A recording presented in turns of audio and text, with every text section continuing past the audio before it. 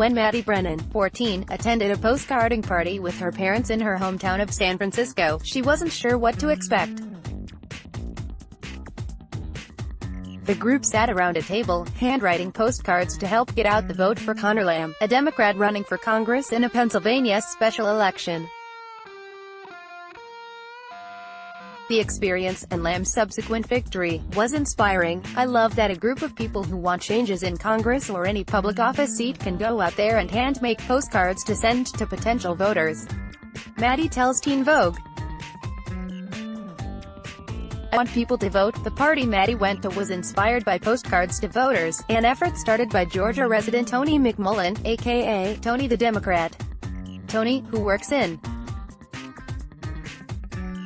banking and heads up postcards to voters on the side, started the group in March 2017 to get the word out about local elections via snail mail to registered voters.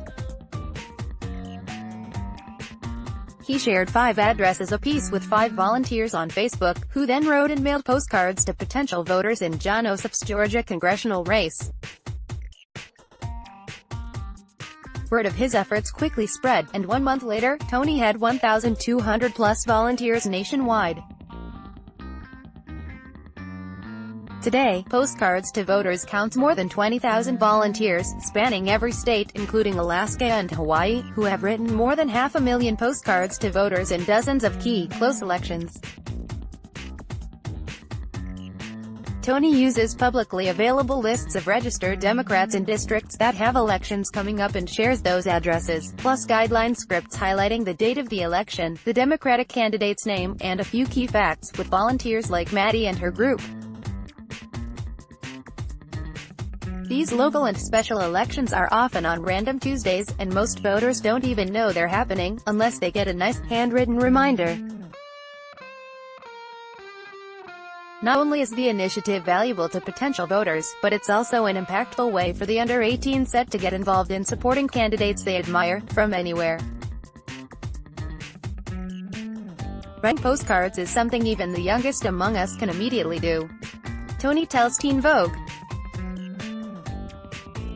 They have more time and, some might say, more creativity for this craftivism, and just as it did early on, word about postcards to voters continues to reach many of those young volunteers in various ways.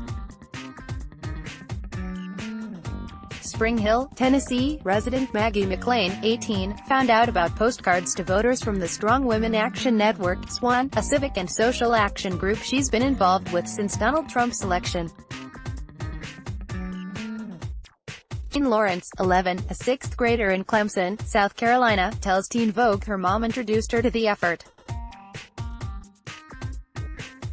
Ally Barrett, 17, from Norwell, Massachusetts, heard about it from a friend, while 14-year-old San Franciscan Pia Rao learned of Tony's group via her aunt. From writing parties with snacks and art supplies, like the ones Maggie and Ally host with friends, to Jane's solo postcarding sessions in front of Stranger Things, these girls are flexing their political muscles with every 35-cent stamp they affix. And while they follow scripts provided by Postcards to Voters, they also add personal touches. If the person I'm campaigning for has a website or a hashtag, I'll write that on the front, Jane tells Teen Vogue. I also like to sign them with "Thanks, Jane from SC" to prove that an actual person wrote it. Maggie gets creative with the design. I like to draw on mine and put words of encouragement like, "Every vote counts," she says. I feel like my efforts can help get more people to the polls for candidates I believe in. Pia, who likes women in science postcards and uses colored Sharpies and star stickers, has written messages like, "It's time for new energy and honest leadership," and "Be a voter," on her cards. While their personal styles may vary, all of these young women tell Teen Vogue that writing postcards is a tangible way for them to make a difference. After the election of 2016, I felt so helpless and like I didn't matter, Ally says. It wasn't until I got involved with Postcards to Voters that I really felt important again, Pia agrees. I can't vote, so this is a way for me to have an impact, she says. I'll initiate change and not just wait for it. Tony says those instincts are right. Postcards to voters, which now assigns an average of 1,700 voter addresses daily, is making a difference. Our fourth campaign was our first victory, he says. We wrote to every Democratic voter in Karen Gaddis's Oklahoma State House district twice. We mailed over 12,000 postcards. She won by 95 votes. In other races, Carrie Lerner won a New Hampshire House of Representatives seat by 39 votes and Mike Rivas won in the Missouri House by 108. During both state legislature campaigns, postcards to voters, volunteers wrote thousands of reminder cards. And Tony tells Teen Vogue that volunteers, including Maddy's original group, mailed 188,021 election reminders to Democratic households in support of Conor Lamb.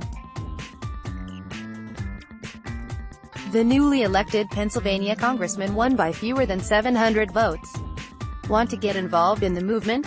Visit Postcards to Voters to get started. Once you have addresses and a script, invite friends to a postcard party. Another idea is to bring some blank postcards and supplies with you to school and just show friends in a few minutes how easy and fun it is. Tony says.